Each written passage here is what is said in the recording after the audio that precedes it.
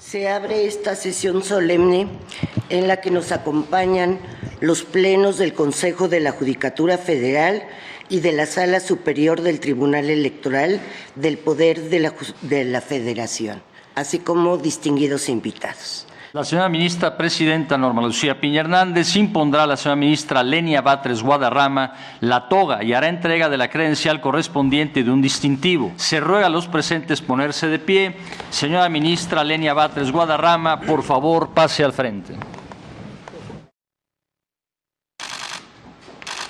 Respetable señora ministra Lenia Batres Guadarrama, en este acto procederé a imponer a usted la toga magisterial que por decreto del Congreso de la Unión del 8 de abril de 1941 corresponde vestir a los ministros y a las ministras de la Suprema Corte de Justicia de la Nación al concurrir a las audiencias del Pleno y de las salas, así como a los actos solemnes.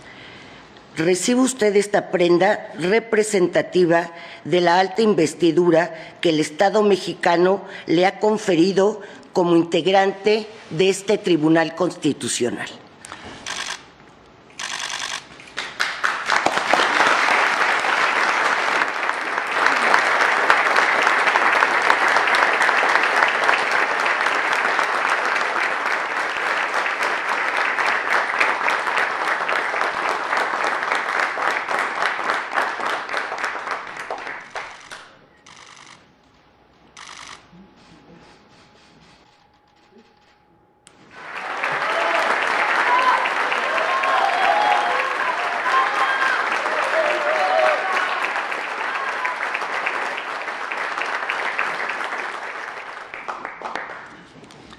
La señora ministra Lenia Batres Guadarrama pronunciará unas palabras.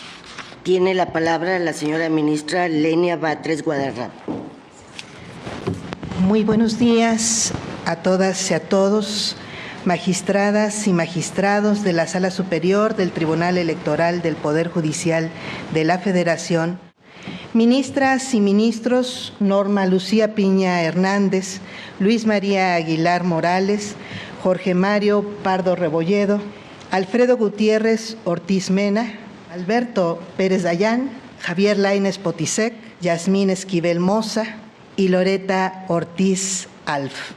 Senadora Sacil de León, senador César Cravioto, diputada Magdalena Núñez, diputados Hamlet García y Mario Yergo, secretaria de Economía Raquel Buenrostro, secretario de Desarrollo Agrario, Territorial y Urbano Román Meyer Falcón, secretario de Energía Miguel Ángel Maciel Torres, consejera jurídica del Ejecutivo Federal María Estela Ríos González, distinguidos funcionarios del Gobierno Federal César Yáñez, Edna Vega, Jesús Ramírez, Diana Tecontero, Claudia Nogales, Eduardo Méndez, Sheila Zamora, estimada Seréndira Cruz Villegas y Berta Alcalde, jefe de Gobierno Martí Batres, secretario de Gobierno Ricardo Ruiz, secretario de Bienestar Social Luis Gerardo López Hernández y distinguidos funcionarios del Gobierno de la Ciudad de México, fiscal general de Justicia de la Ciudad de México Ernestina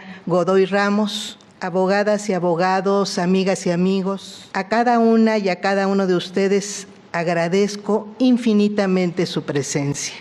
Agradezco especialmente a mi papá, Cuauhtémoc, a mis hermanos Viednica, Martí, Valentina y Toñita, y a Toñita, Kid, Dani y Rodrigo, a mi hijo Emiliano y a mi sobrina Erandi. En las últimas décadas hemos visto con enorme esperanza el cambio de paradigma constitucional en el mundo y en México, sobre todo a partir de la reforma de 2011.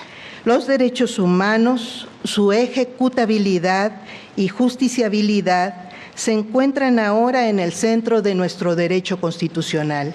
En otros tiempos se sabía que el reconocimiento constitucional de derechos no iba necesariamente unido a su garantía e incluso tuvimos leyes que abiertamente los contravenían. Ahora nuestra Constitución prevé que es deber de las autoridades mexicanas promover, respetar, proteger y garantizar todos los derechos humanos conforme a los principios de universalidad, independencia, indivisibilidad y progresividad, así como prevenir y sancionar, además de reparar sus violaciones. Esta Corte ha emitido criterios importantes para garantizar la no discriminación por razones de origen étnico, color, idioma, religión y opinión política, entre otras, así como para hacer posible el ejercicio del libre desarrollo de la personalidad, de nuestro derecho a fundar una familia y a su diversidad, el derecho a la propiedad, a la libertad de pensamiento, de conciencia y de religión, a la libertad de opinión y expresión, a la libertad de reunión y de asociación y a participar en el gobierno por medio de nuestros representantes. Sin embargo, existen derechos poco desarrollados, tanto legislativa como instrumental y jurisdiccionalmente. Estos derechos corresponden básicamente a dos ámbitos: el de la igualdad y la justicia social y el de la seguridad ciudadana y las garantías penales.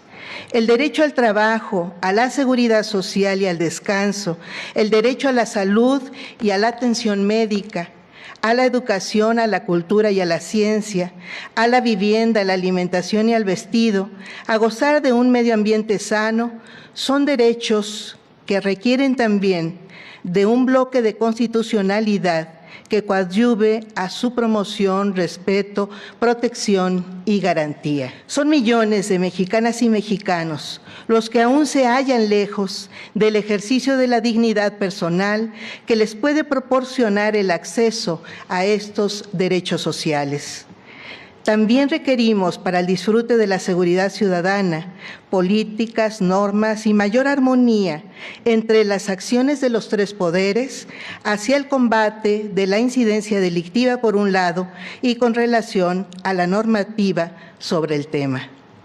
Me refiero a toda aquella que regula los instrumentos y los órganos del Estado, como a los derechos que identificamos como garantías penales, presunción de inocencia, derecho a recibir sentencia y a contar con tribunales independientes e imparciales ante los que se pueda acudir fácilmente para obtener una justicia pronta y expedita. No tenemos un problema ideológico, sino una responsabilidad de Estado para proporcionar a la sociedad mexicana seguridad ciudadana, investigación de delitos y sentencias justas.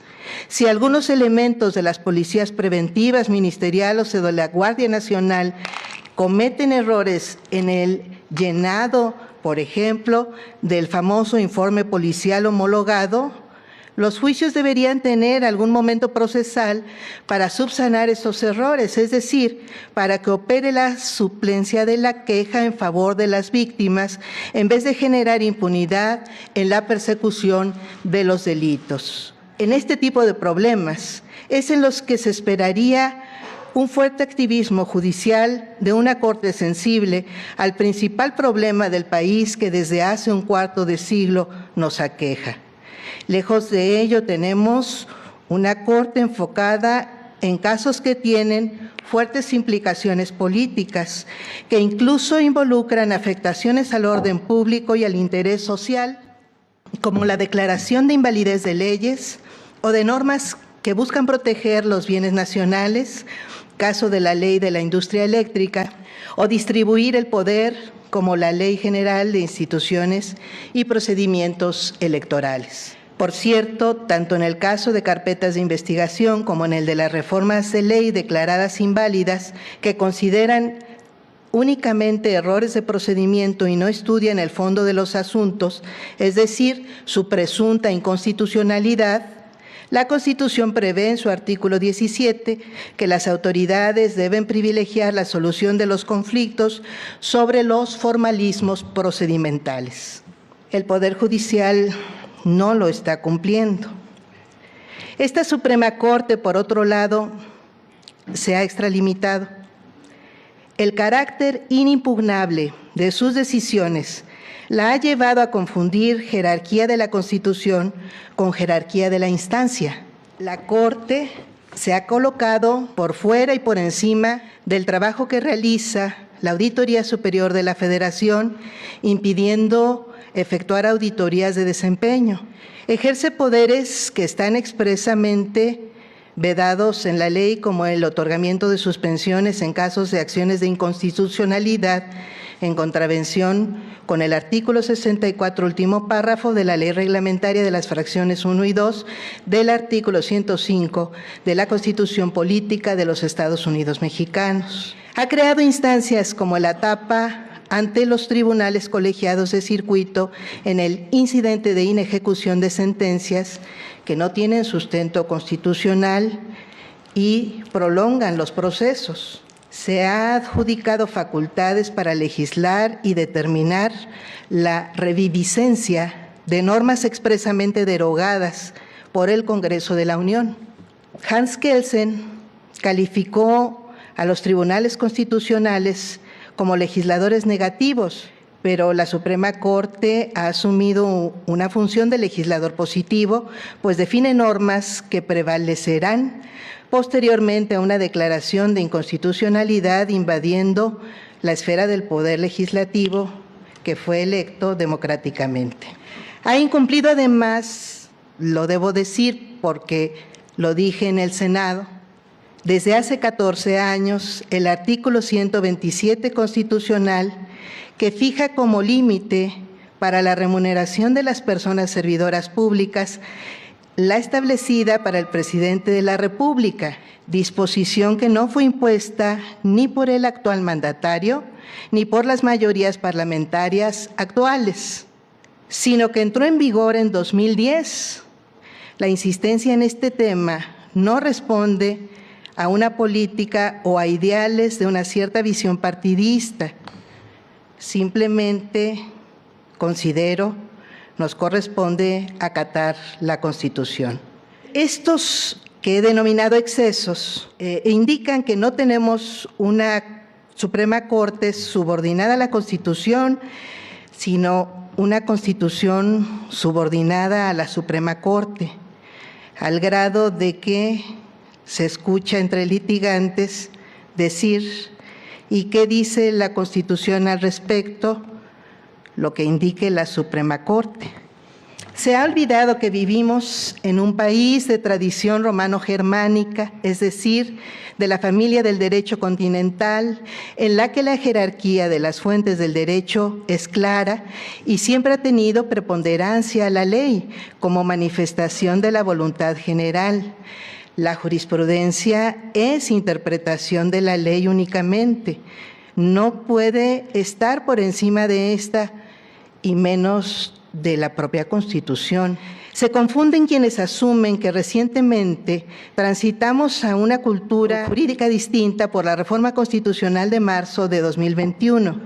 En realidad, lo único que se hizo con ese cambio fue simplificar requisitos para establecer jurisprudencia, pero no hemos cambiado de cultura jurídica ni de familia del derecho. Tan es así que la jurisprudencia en nuestro país, incluso después de esa reforma y los constantes cambios legales, sigue siendo obligatoria únicamente para las autoridades jurisdiccionales. La jurisprudencia no goza de la característica de generalidad que sí poseen las leyes mexicanas. La Suprema Corte no puede seguir tomando decisiones anticonstitucionales amparada en que sus decisiones son inatacables. Es cierto que los juicios deben tener una instancia de cierre, pero eso no quiere decir que los acuerdos generales o las jurisprudencias que dicta la Suprema Corte puedan estar por encima de la Constitución o de las leyes mexicanas. Por eso me he atrevido a hablar de excesos. Una cosa es que la Suprema Corte y el Consejo de la Judicatura tengan facultades reglamentarias para facilitar vía acuerdos generales la impartición de justicia, y algo muy distinto es que esos acuerdos tengan validez general y se conviertan o funcionen como ley suprema de la Unión.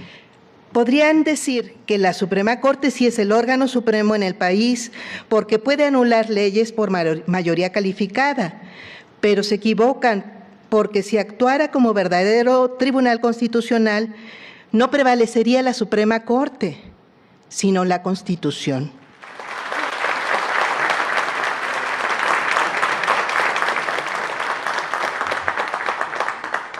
En una reflexión seria y mesurada, la Suprema Corte tendría que concluir que debe autolimitarse y someterse a la auténtica jerarquía normativa de nuestro país.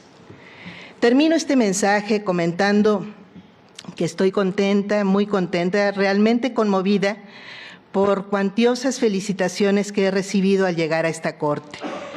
Por supuesto, me felicitan por lo que soy, producto de la educación pública y gratuita, en gran parte, de la formación y cultura que mis padres me dieron, con todo y sus limitaciones económicas, que nos llevaron a luchar por la sobrevivencia cotidiana, producto de una familia con quienes tengo el gran privilegio de compartir valores fundamentales de solidaridad y justicia social, que nos permitieron visualizar la vida personal siempre como parte de una realidad social más amplia y tomar posición ante los problemas de cada día para buscar soluciones colectivas y no dejarnos abatir.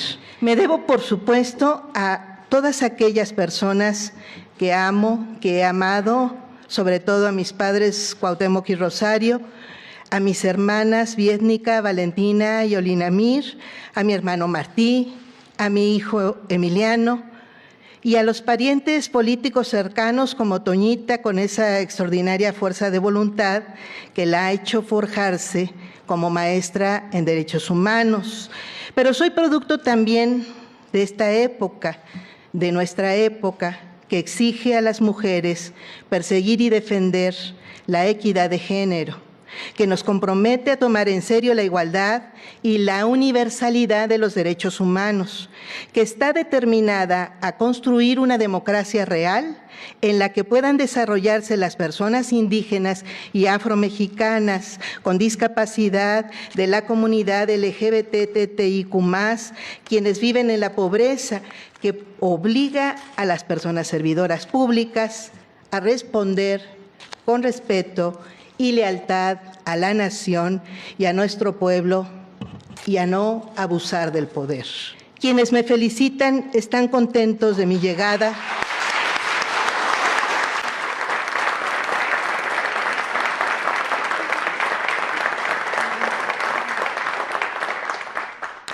Por esas razones, pero también porque ven varias reivindicaciones en esta Suprema Corte. La llegada de la paridad o casi de las mujeres, la llegada de personas tangibles, terrenales, con problemas comunes, la llegada de visiones distintas a las predominantes del constitucionalismo mexicano, la llegada de visiones críticas de este Poder Judicial.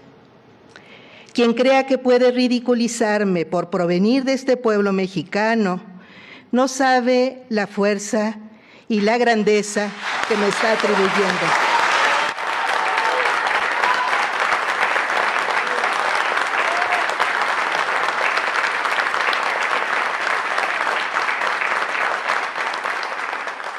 Fuerza y grandeza que recibo con esa dignidad. Ministra del Pueblo, me han dicho, y es un enorme halago, una misión grande que acepto con honor y con la responsabilidad que merece. Los sabios constituyentes de 1917 nos dieron lecciones que duran hasta nuestros días. Heriberto Jara decía que no se concibe la libertad política cuando la libertad económica no está asegurada, tanto individual como colectivamente, tanto refiriéndose a personas como refiriéndose a pueblos, como refiriéndose a entidades en lo general. Esa libertad económica de la que hablaba Heriberto Jara sigue siendo el gran pendiente de la justicia mexicana.